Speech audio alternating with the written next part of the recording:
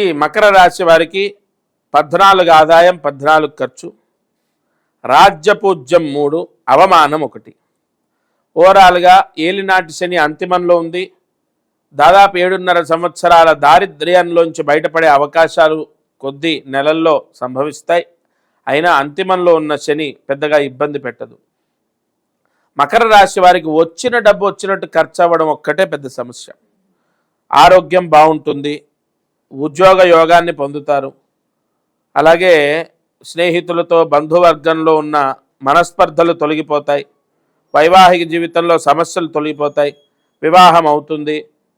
Free seat రావడం, చదువు బ్రహ్మాండంగా చదువుకోవడం, ఇవన్నీ కూడా బాగున్నాయి. మకరం, కుంభం, మీనం, మేషం, వృషభం. వృషభంలోకి గురువు, పంచమంలో గురువు వెళ్ళి భాగ్య దృష్టితో మకర రాశిని చూస్తాడు కాబట్టి మంచి పేరు ప్రఖ్యాతలు పొందుతారు, ఫ్రీ సీటు పొందుతారు, వివాహం కుదరడం, వివాహం అవ్వడం అన్నీ బాగున్నాయి. ఒకటే సమస్య ఏమిటంటే ధన సమస్య. ఇంత ఆదాయం ఉన్నప్పటికీ కూడా 14 ఆదాయం ఉంది మకర రాశి వారికి. అయినప్పటికీ కూడా అంతిమ శని దోషం చేత అది ఎక్కడా సక్రమంగా ఖర్చు అవ్వదు. ఎంత డబ్బు వచ్చినా వృధాగా వెళ్ళిపోతుంది. డబ్బంతా కూడా వృధా అయిపోతుంది.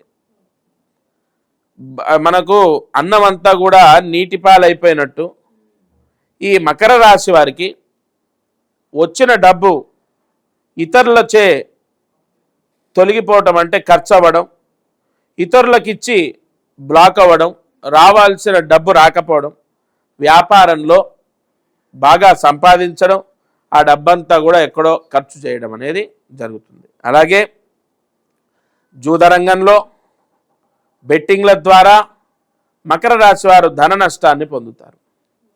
ఇందులో కూడా వాళ్ళు తగిన జాగ్రత్తలు పాటిస్తే చాలామంది. ఇక ఎటువంటి జాగ్రత్తలు, పరిహారం కాకుండా ముందు జాగ్రత్తలు ఏంటి అంటే, అసలు ఇది తప్పు మార్గం కదా. ఈ మార్గంలో ఒకటి మీరు గుర్తుపెట్టుకోండి. జూదంలో ఇవాళ 10 లక్షలు వచ్చాయి, రేపు ఎల్లుండి అవుట ఎల్లుండి వచ్చే నెల ఆ పై వచ్చే నెల ఎప్పటికైనా 20 లక్షలు మైనస్లో ఉంటారు. గుర్తుపెట్టుకోండి. ఇది సత్యం సత్యం సత్యం. ఎవరినో ఒకరిని ఎగ్జాంపుల్ తీసుకొని 100 మంది నష్టపోతున్నారు. ఎవరో ఒకరు ఒక దాంట్లో లాభం పొందితే 100 మంది బలిపశువులు అవుతున్నారు. జూదరంగంలో అక్షరాల మకర రాశి వారు నష్టపోయే అవకాశాలు ఉంది ఈ సంవత్సరం. సరే, మీరు పరిహారం, ఇప్పుడు దైవము మనసు మార్చొచ్చు కదా. క్రోధినామ సంవత్సరంలో మకర రాశి వారు చేసుకోవాల్సిన పరిహారం, ఈ పరిహారం చేస్తే ధనలాభం, ధనయోగం. ఏం చేయాలి అంటే, ఎవరికైనా సాలగ్రామ దానాన్ని చేయాలి. అమావాస్య రోజు పురోహితులు, శివాలయంలో అర్చకులు ఉంటారు కదా, వారికి సాలగ్రామము, మీకు పూజా స్టోర్కి వెళ్ళి అడుగుతిస్తారు, సాలగ్రామ దానము అమావాస్య రోజు చేస్తే విశేష ధనయోగం. డబ్బు వచ్చిన డబ్బు చేతిలో, ధనయోగం అంటే ఏంటో తెలుసమ్మా? డబ్బు రావటం కాదు, వచ్చింది నిలవటం.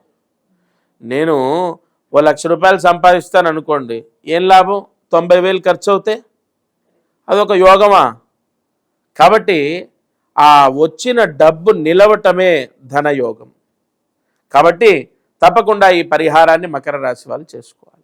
నాకు తెలిసిన మేరకు నా స్వామి దత్తుడు పలికించిన వాక్కుని మీకు అందిస్తున్నాను. ధన్యోస్మి. జై Gurudatta. Please like and subscribe eagle Andhra.